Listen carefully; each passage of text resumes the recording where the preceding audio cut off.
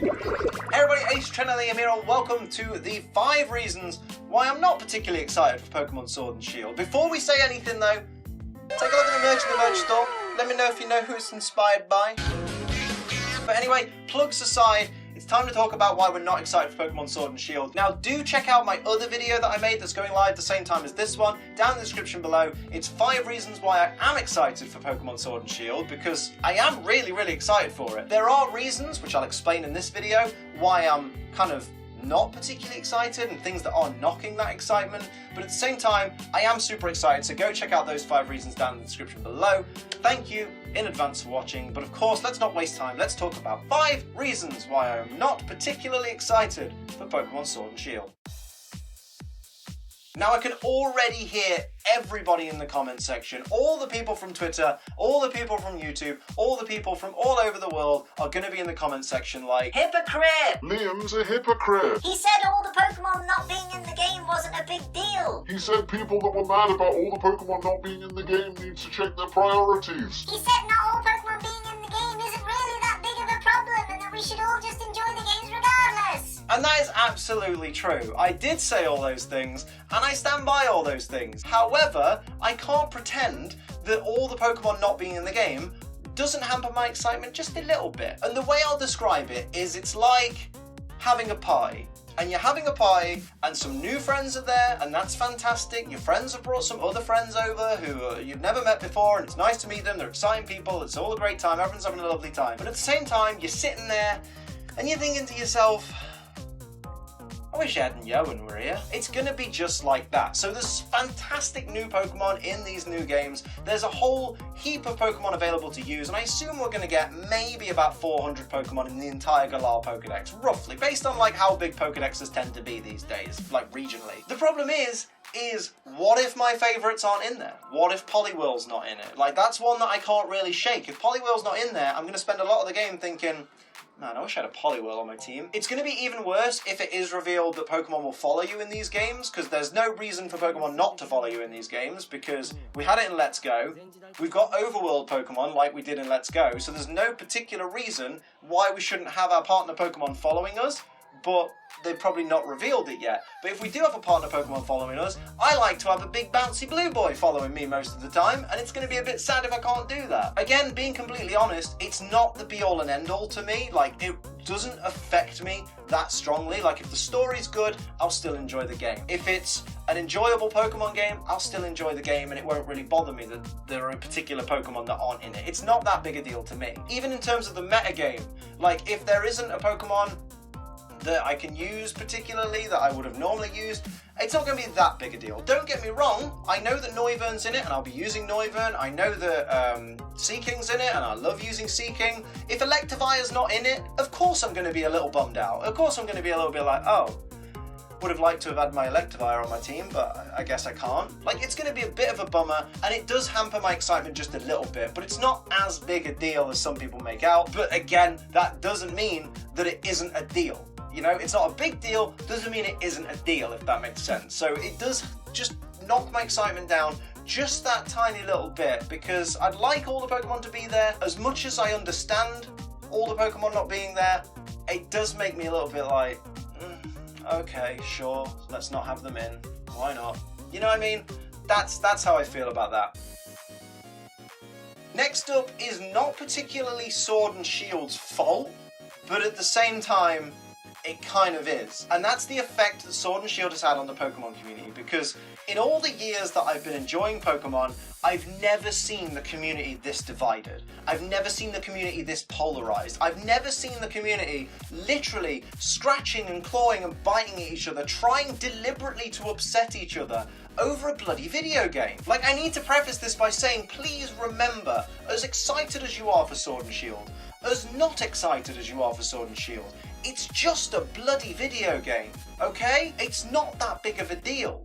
If you don't buy this game, your life will go on. If you do buy this game and you enjoy it, your life will go on. If you buy this game and you don't enjoy it, you'll be $60 down, but your life will bloody go on. It's not that big a deal. Stop being so childish about this. Discuss your dislikes and your likes about these games, but for God's sakes, be respectful. I'm sick and tired of seeing people in this community arguing at each other, calling each other racial and homophobic slurs, accusing Junichi Masuda of false rape allegations, just so that you can prove your point about whether it's good or bad that Pokemon have been removed from the game, or that the graphics aren't up to the standard of Breath of the Wild, which, bearing in mind, the Korok Forest, mate, try getting the frame rate to at least 30 in that area. It's frickin' impossible. Although it is a beautiful game, and I do absolutely love it. I'm sorry, Breath of the Wild, I didn't mean to. It just makes me really sad to see so many people who love the same franchise. Let's remember, the reason we're really angry at people for saying Sword and Shield are going to be bad is because we love Pokemon. The reason people think Sword and Shield are going to be bad and are angry at the people who are saying they're going to enjoy it is because these people love Pokemon too. We all love Pokemon, we all love this franchise, and yet you're all bitching at each other and scratching and clawing and trying to point score by going, but look at this screenshot, but look at this little bit of animation, but look at this, but look at that. It doesn't matter. If you're not going to be respectful about the way you talk to other people to voice these concerns that you have, then you've got no business opening your fucking mouth. Alright? That's as simple as that. I'm sick of it. I'm really sick of it. Like, I'm at a point where I try to tweet about Sword and Shield as little as possible. Not because I think the games are going to be bad, and not because I think the games are going to be good, but because I just don't want the hassle. I don't want people responding to me, telling me, oh, well, your opinion's completely wrong because I'm blah, blah, blah, blah, blah. And then, like, shitting on my views and my opinions about something that I'm excited for. It takes away from my excitement in the game. If that was your goal, to make me less excited about a game that I am going to enjoy, then great, well done, mate. What does that do for you? It's not going to stop me from buying the game. You haven't removed the sale from Sword and Shield. You've just spoiled someone else's day. And if you're going out of your way to spoil other people's days, that says a lot about you as a person. Like, I've seen people attacking Joe Merrick, and this is the stupidest thing, by the way. So, for those who aren't aware, Joe Merrick is the creator, founder, and the sole runner of BRB.net, the biggest Pokemon fan site there friggin' is. This fan site has been going for 20 years, and at no point has Joe said that he agrees with the decision to remove Pokemon from the game, like to cut them. In fact, he said very clearly he disagrees with the idea of cutting Pokemon from the game, that he's not defending the idea of cutting Pokemon from the game, but because he's also doing a very balanced argument type of thing by going, whilst I don't agree with what Pokemon have done, this misinformation is spreading about the games, and therefore clarifies misinformation that people are using to support the arguments about why Pokemon is lazy or whatever. People are then going, wow, look at Joe defending it. Joe's such a cuck. Joe's such a this. Joe's such a that. Because he's defending their decision to cut the Pokemon from the game. He's defending their decision to be lazy and make a subpar game. He has never once done that. He has never once defended these games because of these shit decisions. Like, it really annoys me, because people just can't bloody read. That's the problem. I know a lot of this is children, so they feel passionate about something, they don't understand how to voice their opinions respectfully, so they jump on Twitter, they berate people, they use slurs, they just are horrible and they attack people's character rather than actually going, oh, I disagree with your points, this is how I feel, in the most respectful manner. And it's just sad to see. I'm getting very upset at the Pokemon community because it's sad seeing how horrible people are being over a bloody video game. It's not the be-all and end-all. It just kind of puts a damper on everything when you want to be excited for these games, but you just see the community arguing and arguing and arguing about something that's just not that important. This next point is similar to the previous point, but it's more centralized to myself, which is the fact that I feel at this point, like, regardless of how happy I am that these games are coming out, regardless of how excited I am that these games are coming out, I feel like I am not allowed to be publicly excited about these games, and that really does put a damper. It does make me feel sad at the prospect of being excited for these games, and that does take a little bit the excitement away. And I'll clarify a little bit more. It's the fact that if I tweet something positive about these games, I know I'm going to get shit all over on Twitter, because people will come in and instead of being like, oh, well, it's great that you support the games, like I'm not going to be buying them, but it's great if you're excited for it, dude, whatever you're into. It's nothing like that. It's always, this is why your opinion's wrong. this is why these games are going to be crap. This is why these games are something you shouldn't be excited about. And then I will respond saying, that's fair enough, but I'm excited for these games, so I'm going to continue to be. And then it ultimately boils down to, because I have worked with Pokemon in the past, bear in mind I've never been paid, I just want to throw that out there by the way, I've never been paid by Pokemon. The closest I've worked with Pokemon is I've been invited to their headquarters to play Let's Go early last year. That is something I had to pay £150 of my own bloody money on accommodation and train travel in order to go and experience that game early. All they did was offer me a free invite to go and play it. And apparently that makes me a shill for Pokemon. That means that everything I say, apparently, is only because I have a mild, tiny working relationship with Pokemon. Bearing in mind, every opinion I've ever given on these friggin' games has been 100% my opinion. If I was being paid to say nice things about these games, the Advertising Standards Agency would require me, by law, to say that I'm excited for these games, but only because Pokemon are paying me to. I would have to say like hashtag ad, or hashtag sponsored tweet, or hashtag sponsored video, or something like that. I would have to make it abundantly clear that the views that I am stating are not the views of myself, but are views that I'm being paid to convey. Or that I'm basically being told I'm being paid to say something positive about the games. And I hate the fact that I get constantly told that I'm just a shill. I'm just shilling. Now, shilling is literally being paid to say positive things about something, when all I do is try and voice my honest opinion. I'm not paid. If I was paid, I would be living a much more comfortable life than I live at the moment. I guarantee you that. It really frustrates me because I just want to give my honest opinion. I'm as excited for this game as you are for any game that you're excited for. And the fact that I'm not allowed almost to voice these opinions, the fact that I'm basically encouraged to be less excited about these games because other people don't like that I'm excited for something that they don't like, makes no friggin' sense. It's just stupid. It makes me, it does make me sad. I'll be completely honest. It does make me sad that I'm not allowed.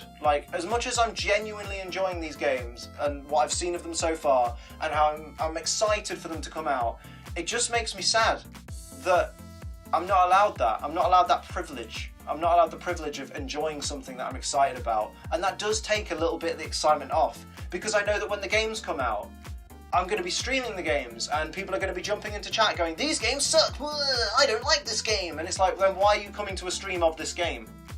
Dipshit. What? Why would you do that? Why would you come to a stream of a game you don't like just to say you don't like it? Do something productive. Go play a game you do like. And I know that everything that I put out that is about Sword and Shield is always going to get shit on in the comments. People are going to be like, ugh, you like Sword and Shield, blah, blah, blah. And I'm just like, I just want to be excited. Why am I not allowed to be excited?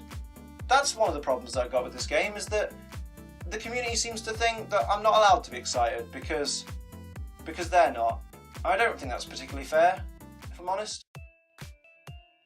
Now we have one that's based on an actual feature, and it's based around the DYNAMAX feature. Now, I need to clarify, I like DYNAMAXing, and I really like GIGANTAMAXing. GIGANTAMAXing is basically Mega Evolution, but combined with Z moves. And obviously they've removed Mega Evolutions and they've removed Z moves, probably so that kids don't get confused, because there's a lot of different mechanics there with Mega Evolution, Z moves and Gigantamax all in one go. It can get a little bit confusing for the 7+ age range of the game, so that's probably why they're out. I totally get that, but at the same time, I don't like that you're kind of forced to use Dynamax. If you've noticed in the trailers, they've said that basically every gym leader will have a Dynamax Pokemon as their ace Pokemon, and I guarantee that also stretches to the Elite Four, the Champion, the Evil Team's boss, your rival, other main characters. So there's going to be a whole heap of battles where your opponent is guaranteed to have a Dynamax Pokemon. And I feel like you're kind of forced, if your opponent uses a Dynamax Pokemon, to quickly Dynamax another of your Pokemon, because the Dynamax Pokemon are super powerful. They can take out regular Pokemon, and regular Pokemon can't really put much of a dent in Dynamax Pokemon. So it's very much like, if you're not, you can survive probably 3 turns, which is how long Dynamax lasts, but without using one. But at the same time, it's probably going to make your battles a lot easier if you do Dynamax your Pokemon. So they're kind of forcing your hand there, which I don't like. Like, there was no point in Sun or Moon or Ultra Sun and Moon where you were forced to use a Z move, even though that was the new gimmick of the region. It was just like, here's a Z Crystal, here's a Z Crystal, here's a Z Crystal, here's a Z Crystal for your starter. But you were never told you have to use it in this next battle, for example. With X and Y, Mega Evolution was introduced, you only had to use it once. You were only forced to use it once, and that was against Karina's Lucario when you were, you know, being given her Lucario. You Mega Evolve, you use Power Up Punch, boom, that Lucario goes down. Now you've got your Mega Lucario, which you either can choose never to use again, or you can use. And that's the only time you're forced to use Mega Evolution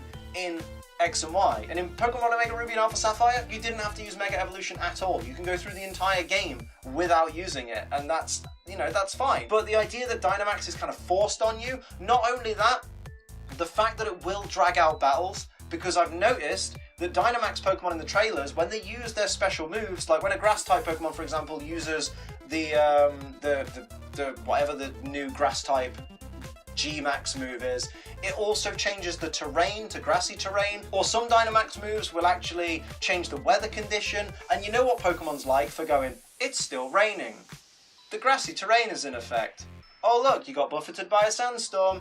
Oh look, you got healed by grassy terrain. You know, stuff like that, and it's just going to drag out battles and make them longer, because you're going to constantly be using different Dynamax moves, and then ultimately it's just adding extra time with the weather conditions and with the constant changing of the terrain. And I just think I'd rather it be optional. I'd rather there be the opportunity to not use Dynamax as often. Obviously there's going to be plenty of battles in there where you don't have to use it, but for the main story there's going to be a lot of points where you're forced to use a Dynamax or a Gigantamax Pokemon, and I don't like being forced to use the gimmicks, if that makes sense. And finally, this is a biggie for a lot of people, but please don't get it twisted. I'm not about to show you a picture of Sword and Shield's not final game footage trailers with a random tree that's kind of pixelated and, a bit compressed by YouTube, and then also show you an Ocarina of Time tree and be like, wow, look how bad the graphics are. It's like 20 years behind. I'm not doing that. What I'm going to say about the graphics is that I'm disappointed that they're basically upscale Ultra Sun and Ultra Moon with really harsh white highlights which really need to go because they're really jarring. My problem is, two of the first Pokemon games we've seen on the Nintendo Switch have been Pokémon Tournament and Let's Go Pikachu and Let's Go Eevee. And Pokémon Tournament has beautiful graphics. I know their roster is tiny and that justifies the extra work going into the graphics. Totally get that. But the game and the Pokemon and the backgrounds and the moves and all the animations look absolutely wonderful. They're crisp, they're clean, the textures are nice. Then you look at Let's Go and it just looks absolutely beautiful. Let's Go is exactly what I wanted a Pokemon game to look like. For me, Let's Go has the perfect graphical style to complement the Pokemon. Shiny Pokemon in Pokemon Let's Go look absolutely incredible. Like, they've got new depth. Like, even the boring green shinies like Tauros suddenly pop out and look incredible in those games. And then you look at Sword and Shield and you're like, I've seen better Pokemon games now. And it's really sad because this is the main series. This is meant to be the bread and butter. And it's like, it doesn't look as good as a reimagining of Generation 1. It doesn't look as good as a Tekken-style fighting game. And I know in the past we've had, sprite-based Pokemon games alongside things like Pokemon Stadium and Pokemon XD, so, they've never been at the forefront of graphical quality. But at the same time, now that I've seen Let's Go, it's going to be really weird going into Sword and Shield because it's going to feel like a big step back. Whereas I want to be moving forward with graphics. And okay, it doesn't bother me that much that a certain tree in the background looks like Ocarina of Time's graphics. That's not a problem. Pokemon games have never been the peak of graphical quality, and that's something that, I kind of understand with a Pokemon game. I've never gone into a Pokemon game going, I can't wait for this to look like Breath of the Wild. I can't wait for this game to look like frickin' Resident Evil 7, where everybody looks like a real person and the zombies look like they could come out the screen at you. I never expect a Pokemon game to ever look like that. I just don't think it's realistic to think that Pokemon will ever go that far in the graphical quality direction, because Pokemon isn't so much dedicated to the video games as they are dedicated to things like merchandise sales and trading card sales, where they don't need to worry about the amount of polygons in a model, do you know what I mean? But at the same time, seeing what they can do with Let's Go, and then seeing the kind of jump back to Sun and Moon graphics just in HD is kind of a bit of a letdown, and it does make me a little bit less excited. I'm pretty sure if the story is good enough and the new Pokemon are as good as the ones that we've already seen so far, I'm not going to have a problem with the graphics. They're not going to bother me that much. It's not going to be that big of a deal. But it does hamper my excitement a little bit, just in case the story's a bit rubbish, because then we literally have just got a kind of boring upscaled Sun and Moon, which I'm not particularly excited for, if I'm completely honest. But of course, that's not to say I'm not excited for Pokemon Sword and Shield, and you can find out 5 reasons why using the link down in the description below or on this end card somewhere. I'll probably put it. Of course, like and share the video if you enjoyed, and if you want to support me on Patreon, it's patreon.com/AceTrinillion, like these lovely people down here do, and of course, twitch.tv/AceTrinillion for live streams 5 days a week. But until next time, I'm Ace Trinillion. Keep on training.